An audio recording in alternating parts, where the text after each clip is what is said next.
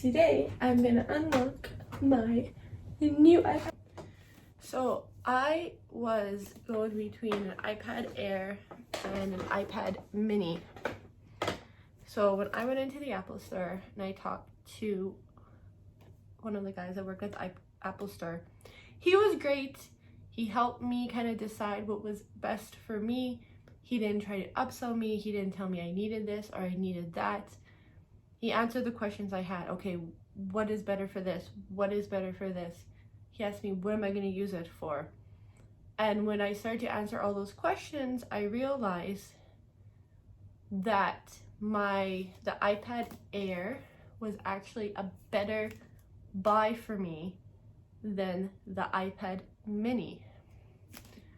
A few reasons. It's better to, like I said, it's better to do my Instagram, my social media, my blogging. It has a newer camera, which I haven't tried yet, so I'm super excited to try the camera on this. It runs faster than the iPad Mini. Also, something that I learned that I haven't realized that the guy at the Apple Store told me, as well as when I'm kind of asked some people online their opinion or what they thought about iPad Air versus iPad Mini, and they all told me that the iPad Mini has not been upgraded for a while, and I did not know that.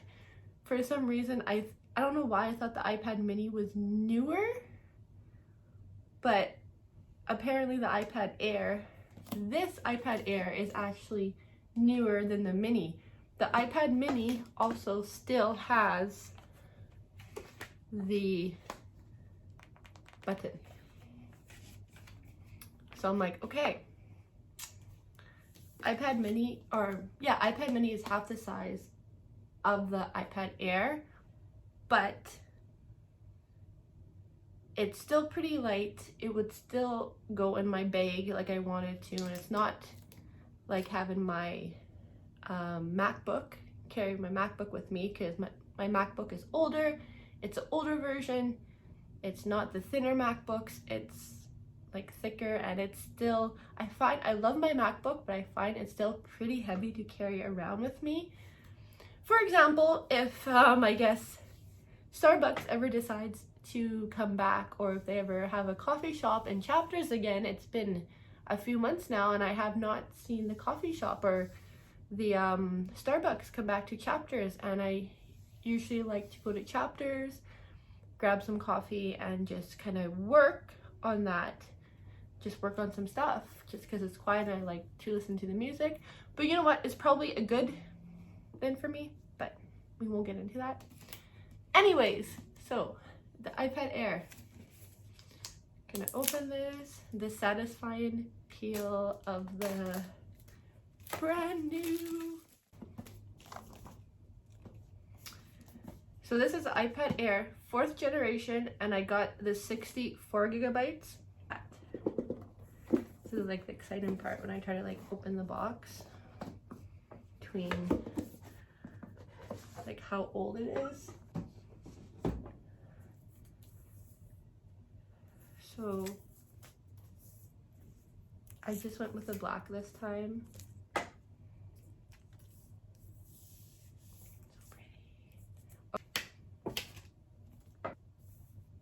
So in terms of, so without the case, this is what my old iPad looks like.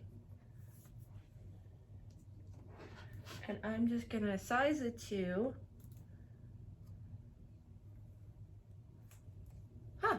so my old iPad is actually a little bit smaller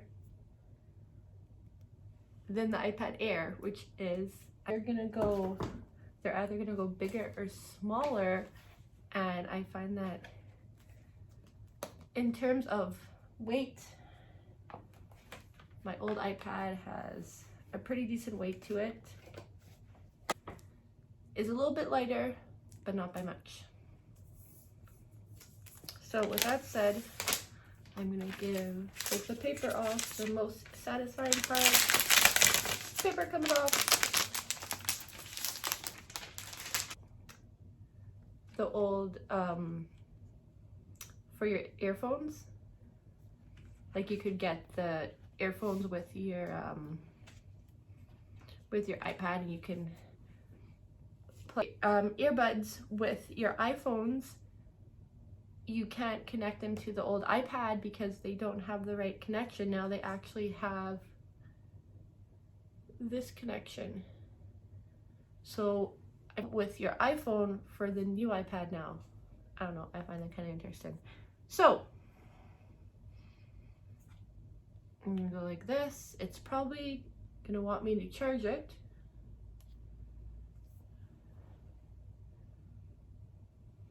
So while the iPad has a 10.2-inch Retina display, the Air has a 10.9-inch liquid Retina display. So the processor in the iPad is A12 Bionic and the Air is A14, which means that the Air performs 40% faster than the iPad. So the storage options for the iPad 2 is 32 gigabytes and 128, and storage options for the Air is 64 gigabytes or 256. The iPad Air has slimmer borders, flat edges like the iPad Pro and the iPhone 12, but the Air has 5 color options, where the iPad 2 only has 3 color options. The Air is lighter than the iPad.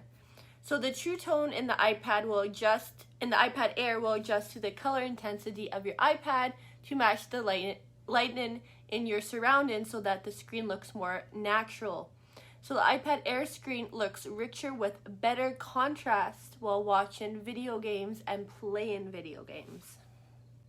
So when the iPad Air was tested with Geekbench's 5 compute tests, this evaluates how GPU performs when executing tasks such as image processing. The iPad Air had a higher score. The iPad Air works with the second generation Apple Pencil, Smart Keyboard Folio, and the newer Magic Keyboard. The Apple Pencil can attach to the iPad Air magnetically, while the older first generation must be plugged into the iPad's Lightning port to charge and pair with the device. So accessories add up. First generation pencil is around $99, while the second generation pencil for the iPad Air is $169. Battery life on both iPads are similar, up to 10 hours, and the iPad 2 is right for most people to check emails, read books, etc., while the iPad Air does everything the iPad 2 does, but nearly twice the cost. So pretty much the iPad Air has lots of differences than the iPad. Mainly, I found the color is really different, the size is different, it's a lot lighter than the iPad, as well as if you wanted, the iPad Air is a better iPad to blog, to go on Instagram, to edit videos, to use iMovie, and you can use other apps as well. My regular iPad won't upgrade anymore. It's on iOS 8 right now, I believe, and I cannot download a lot of apps anymore on my older iPad. So that was kind of another reason for me I wanted to upgrade to the iPad Air. And again, why I didn't go with the iPad mini is because it still hasn't been updated yet, as of a few years, I believe. And the iPad mini still has the button in the middle that the iPad does, so it's still kind of old school iPhone, old school iPads. When you charge the iPad and the iPad Air charges a lot faster because of the faster charging cables that they give with the iPads now, as well as I believe it was not the iPhone 11, but the iPhone 11 Pro Max has a faster charging cable than the iPhone 11, which they completely did away with the slower charging cables, and now they have the faster charging cables for the Apple devices.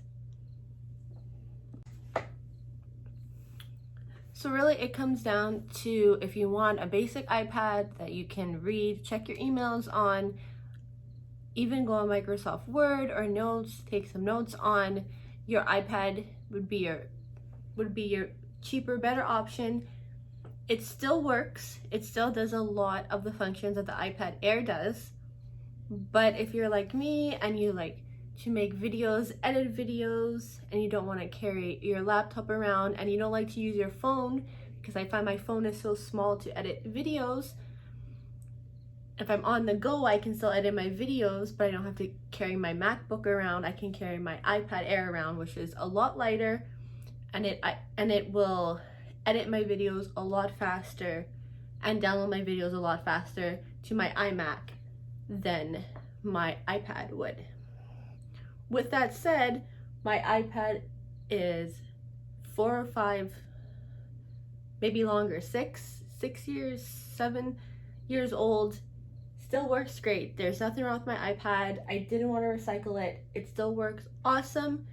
I just needed the newer features, and I needed to be able to upgrade my iPad, because once you can't upgrade an iPad or a computer anymore, what happens to the computer? What happens to the computer? Well, it doesn't work anymore, and it starts to crash because you can't upgrade it anymore.